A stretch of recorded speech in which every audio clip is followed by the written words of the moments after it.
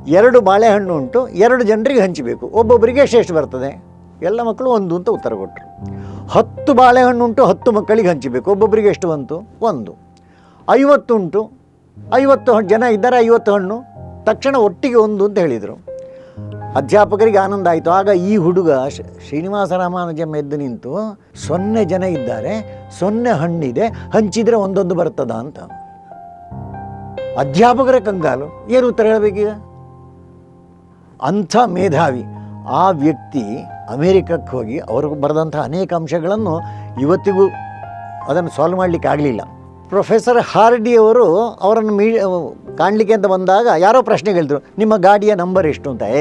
ಅದೇನು ನಂಬರ್, ಅದರಲ್ಲಿ ಏನು ಆನಂದ ಇಲ್ಲ, ಏನದು, ವಾಟ್ ಇಸ್ ದಿ ನಂಬರ್? ಅವ್ರು ಹೇಳಿದ್ರು 1729 ಅಂತ.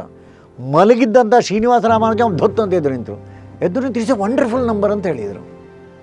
What is the wonder in that ಅಂತ ಕೇಳಿದಾಗ ಅವ್ರು ಕೊಟ್ಟ ಉತ್ತರ 1729 ಎಂಬುದು 2 ಸಂಖ್ಯೆಗಳ ಘನಗಳನ್ನು 2 ರೀತಿಯಲ್ಲಿ ಕೂಡಿಸಿ ಬರೆಯಬಹುದಾದ ಅತಿ ಸಣ್ಣ ಸಂಖ್ಯೆ ಅಂತ. ಅರ್ಥ ಆಗಲಿಕ್ಕೆ 2 ನಿಮಿಷ ಬೇಕು.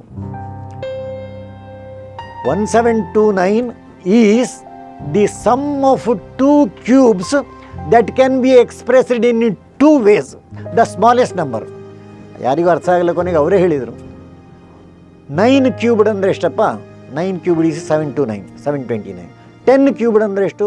1000. ಕೂಡಿಸಿ 1729. 9 ಕ್ಯೂಬ್ಡ್ ಪ್ಲಸ್ 10 ಕ್ಯೂಬ್ಡ್ ಈಸ್ 1729. ಆಮೇಲೆ ಇನ್ನೊಂದು ಹೇಳಿದರು, 1 ಕ್ಯೂಬ್ಡ್ ಅಂದರೆ ಎಷ್ಟು? 1 × 1 × 1 1 ಪ್ಲಸ್ 12 ಕ್ಯೂಬ್ಡ್ ಅಂದರೆ ಎಷ್ಟು? ಆ್ಯಡ್ ಮಾಡಿದರೆ 1729. ಹೀಗೆ 2 ರೀತಿಯಲ್ಲಿ ಬರೆಯಬಹುದಾದ ಅತಿ ಸಣ್ಣ ಸಂಖ್ಯೆ ಅಂತ.